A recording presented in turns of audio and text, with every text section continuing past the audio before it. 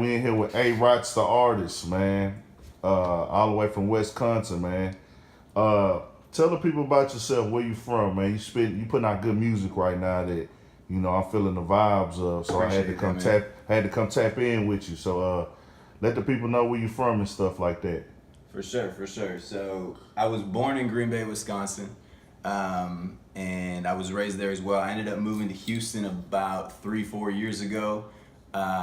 Long story short, basically I was pushing the music up there. I went to college when I was 18.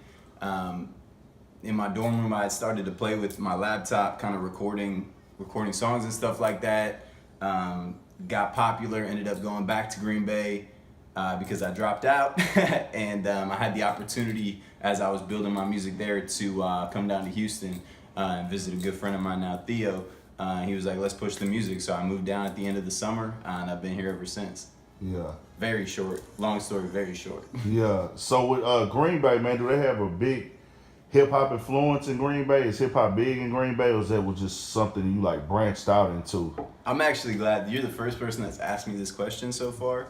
And hip-hop is not big in Green Bay, but it definitely has a scene there. So like, I would say myself and the Wisco Kids are probably the first two groups to really become a presence of hip-hop music in that city.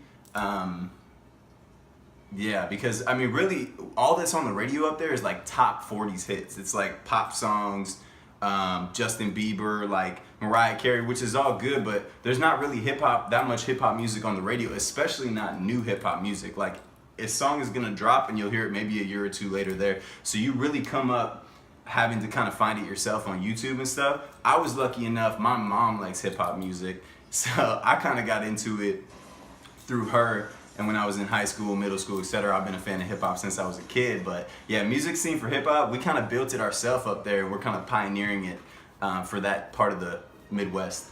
Yeah. So well, I know y'all had to have some club that y'all go to that plays urban and hip hop music. Is it in Green Bay, or do y'all? Because I know up there in like that Midwest top region, yeah, it's kind of close. So Green Bay, do y'all travel to like a city that's outside, that's like Detroit or Chicago, to kind of get the hip hop vibe, or can y'all find it right there in Green Bay? Do you want to go to like a hip hop venue or club?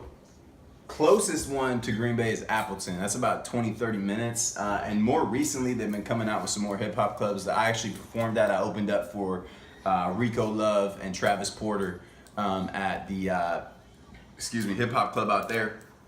But Appleton, Milwaukee's got a good scene. If you've heard of the Milwaukee Bucks, y'all know about Milwaukee. Yeah. And then other than that, Chicago is probably the closest. It's like a 3 or 4 hour drive from Green Bay. I've been there a bunch of times.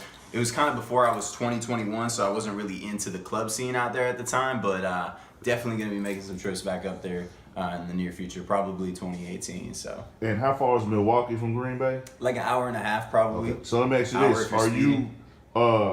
were you familiar with Cuckoo Cal? Okay, Cuckoo Cal was a rapper that had came out of Milwaukee. Okay. It was like 2000, 2001, and 2. He had a song called "In My Projects." All right, yeah, I was a Projects, baby. yeah. In My Projects. Jeezy kind of Jeezy did shout him out on Thug Motivation 101. Hey man, funny story. Thug Motivation 101, big fan of that. Jeezy, big fan of Jeezy. When I first moved to Houston, he dropped his last album, and I was bumping that shit for a solid like 2 or 3 years. That was my fucking jam. Yeah. With the whole NPR crew and all them too. They kind of put me onto that. So yeah, shout out Jeezy.